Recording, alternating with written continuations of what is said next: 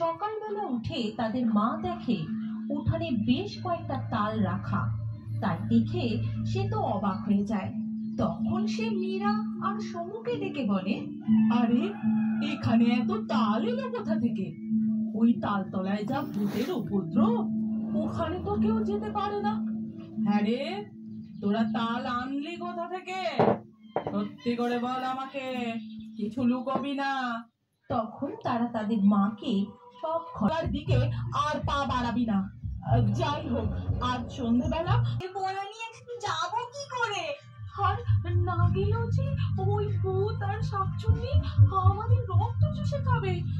এখন কি করি বলতো?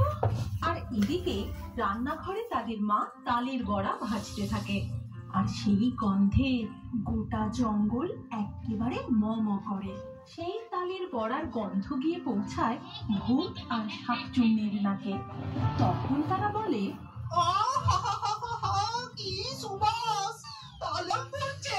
ওই দুষ্টু ছেনা শিয়ালগুলো তো আর তালের বড়া নিয়ে এলো না। বেটা দুটোকে একবার হাতে পাই, তারপরে মজা দেখাবো। চলো না গিন্নি, গন্ধটা কোথা থেকে আসছে একটু যাই।